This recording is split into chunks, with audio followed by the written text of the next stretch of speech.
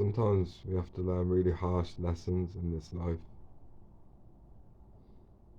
For example, one of the main themes of life is to learn to trust yourself and tune into your intuition and guidance, free from external interference. So, sometimes it takes us a long time to realise what the lesson even is that's being presented, even though the lessons just appear in the same form but slightly different in different people. So, for example, to finally understand about how important it is to trust your own knowing, God, the universe, life,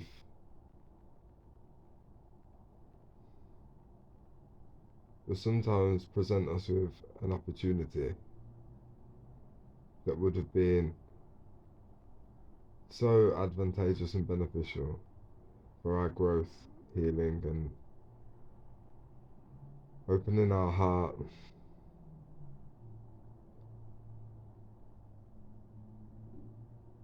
And then we might choose to ignore our intuition or seek counsel from people who we don't yet know that we can't quite trust, or people with veiled intentions, or people that aren't honest with themselves or us. And then we might choose to listen to this counsel, and we might miss out on a glorious opportunity. And that's gonna sting for a bit, isn't it?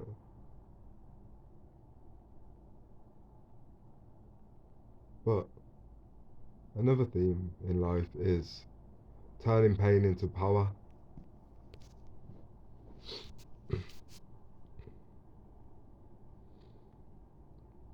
Pain is the fuel for our art. Pain is the motivating factor beyond fear of what other people think. That catalyzes a spark within us into roaring flames.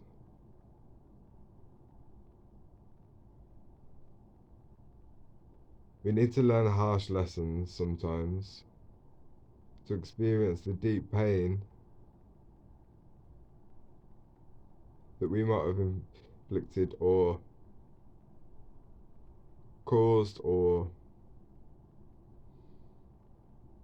at least been partly responsible for, in the experience of another.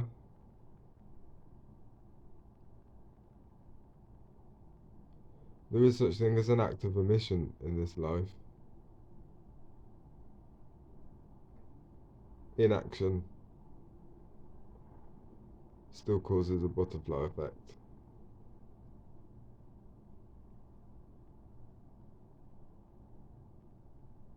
The point is, if you don't know yourself, then you can't know the people in your inner circle. Which means that they also don't know their self entirely.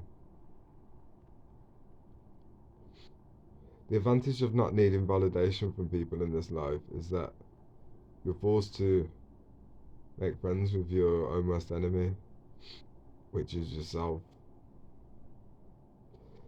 We have to become our best friend in this life. We have to become a father, mother, sister, brother, lover. We have to cover all bases. We have to be that for ourselves so that we don't demand it of others. It's called wholeness. We cover as many angles as we can in our solitude, in our self-reflection.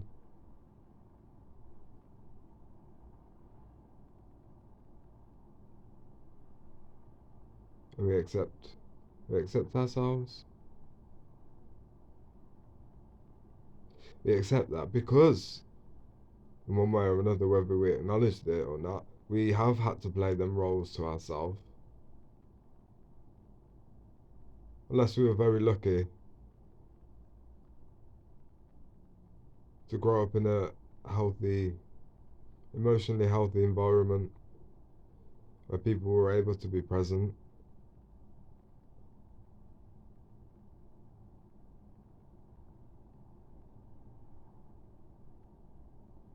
That's the thing, isn't it? Presence is threatening because empty space.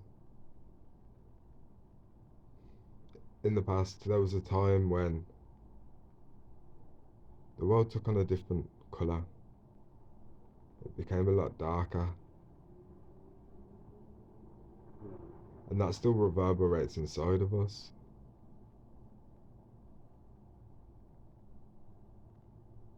So we need to know that it's safe to sit down with ourselves, that there are no predators, we are strong enough, we are protected.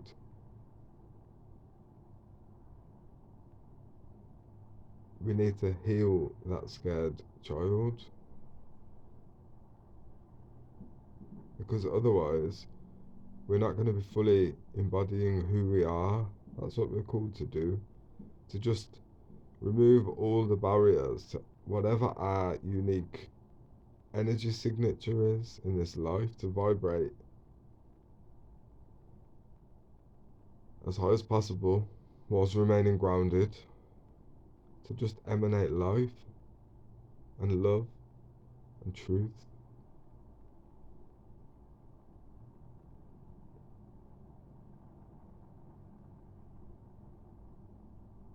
The thing about being a child is it can make you very selfish. If you decide to realize that you're a child having to make it on his own, having to fend for himself,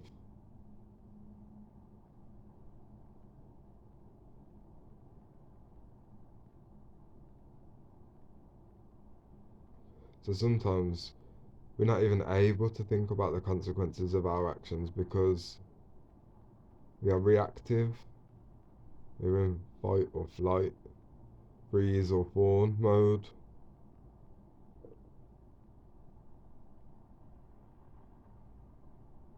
Like being frozen in time. It's the light of true love which melts that ice and reveals the scared child. And when you fully tap into that child, you realise you can't just leave a child out in the dark like that. Is that right? So we gather up all the pieces, we sit down with that little child and give them a cuddle, and we tell them everything is always going to be alright. It's over.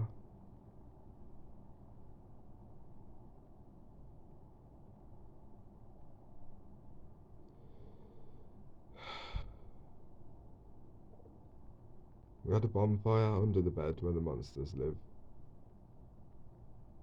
It was a wonderful time. There's tea and marshmallows.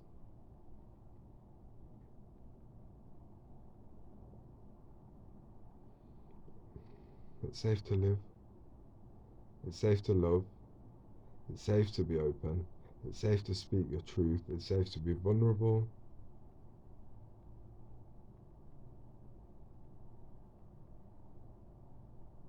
It's safe to be honest.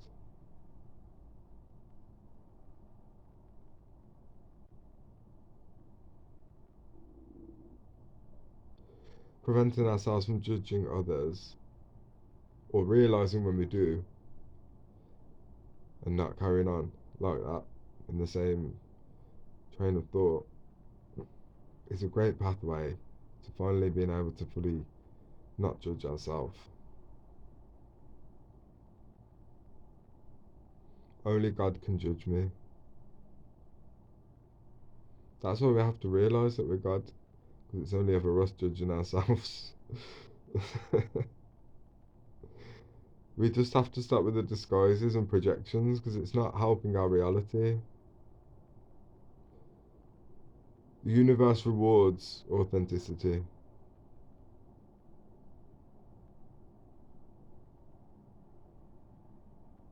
Remember, it's only truth that hurts.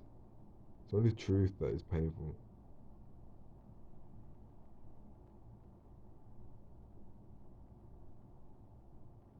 We have to be willing to die on that sword. We have to be willing to feel the pain. We have to be willing to go into the spaces where we feel like we're actually dying. To know what it means. Because we all are. The moment we're born, they put us on a list called pre-dead. Death is nothing, literally. It's actually living that we're scared of. It's about time we all admitted it. It's about owning your power, but we're scared of our power.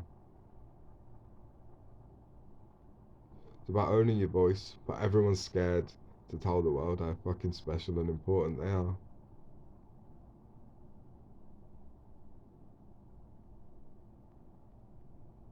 But at the same time, everyone's running around waiting to hear it off other people. We're all amazing, beautiful, magic, special, unique creatures.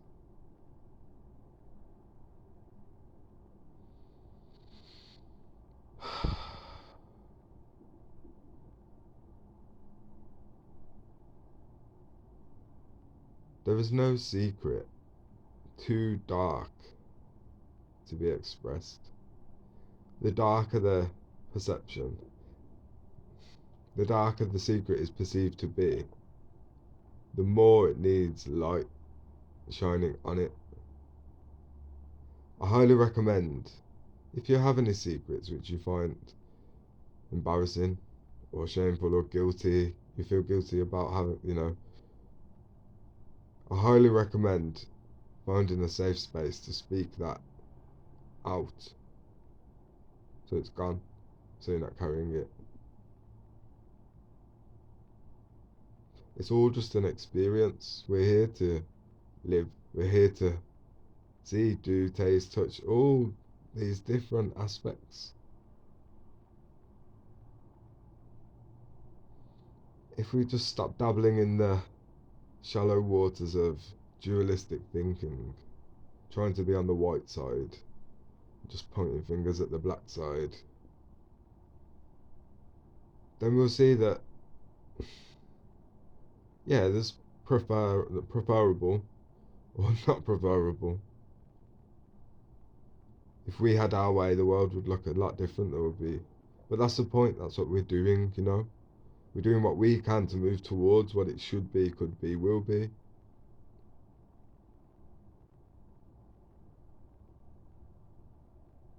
When we repress our darkness, that's when we're going to taint our perception of reality, and we're going to see monsters everywhere. Because we often forget that we live in a hall of mirrors and we can't escape that.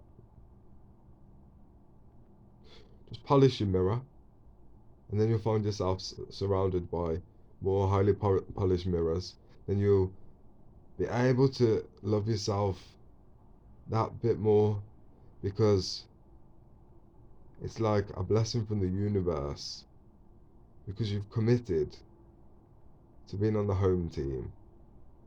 We get gifted these experiences and other humans who we can aspire to be like,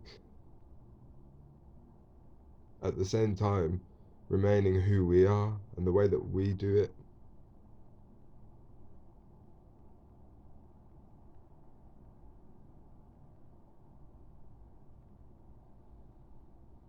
It's just enough battling.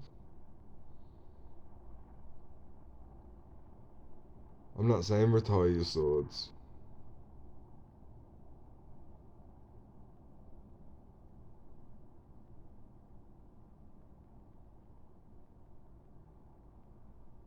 I'm also not saying expect the chaos to land on your doorstep tomorrow morning, because we can't be naive to think that world events might disturb our plans or have us making detours or, you know, reverting to plan C. It can be a bit crazy out there, but at the same time, we have to know what it means to relax. We can only do that when we're comfortable within ourselves, when we're not sensing a threat, when our nervous system is in the state that it needs to be in.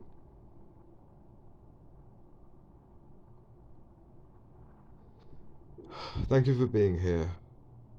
I hope this video has helped somebody.